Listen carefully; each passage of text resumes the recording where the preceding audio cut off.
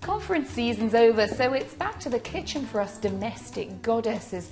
Miriam, Justine, Samantha, you're so much more than just a dress. But maybe they will find time to do a bit of baking for those hard-working husbands who don't have the time to go shopping or know the price of a pint of milk or some budget bread.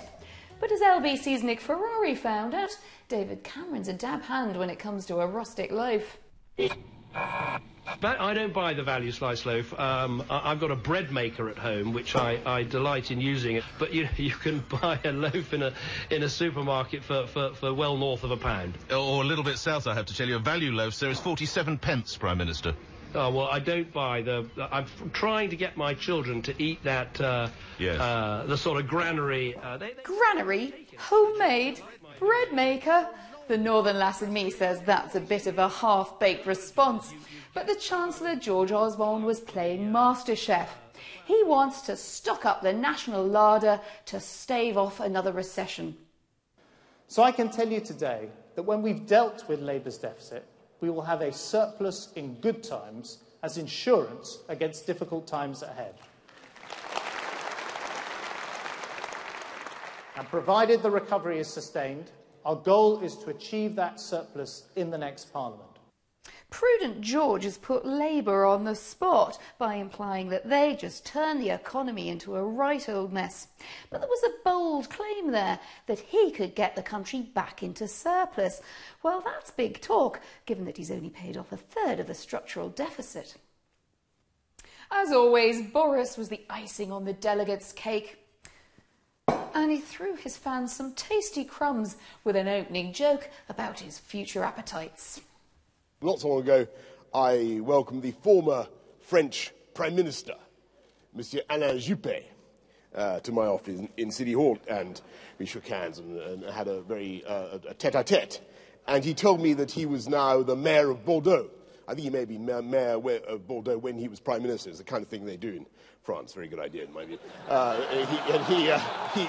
What he said was, joke, joke, joke. Boris and Dave, the country's favourite old Etonian muckers, have been on a kind of rapprochement.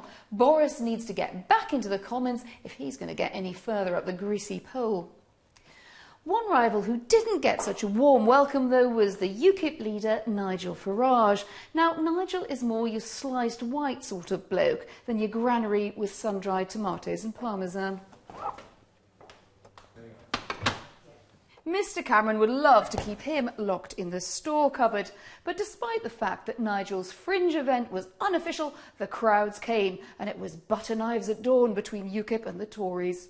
When pushed to the test, I would not vote for the Maastricht Treaty to support my Prime Minister. I show a bit more guts than that. Simple as that. I'm sorry, Bill. You had your moment in history. You didn't have the courage to do what was right. You didn't, frankly, have the balls to put country before party, and I'm sorry for that. Meanwhile, back on Planet Real outside the conference bubble, things were getting heated between Ed Miliband and the Daily Mail, which had run an aggressive piece about his Marxist late father.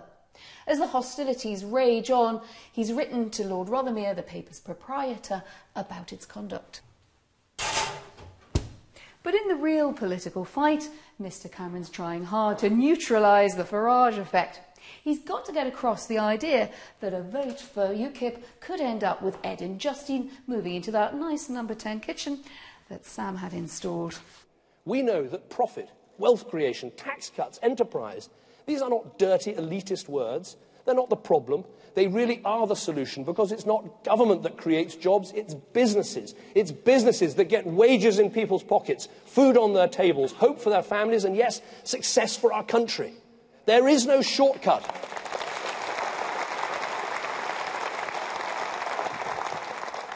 There is no shortcut to a land of opportunity. No quick fix, no easy way to do it. You build it business by business, school by school, person by person, patiently, practically, painstakingly. The Tories' message wasn't flashy. It's simply that David Cameron is the best chairman for UK PLC and that Mr Osborne is a solid CEO. Labour, they want us to think, well, it's just an unreliable socialist start-up. When that election comes, we won't be campaigning for a coalition. We will be fighting head, heart and soul for a majority Conservative government, because that is what our country needs.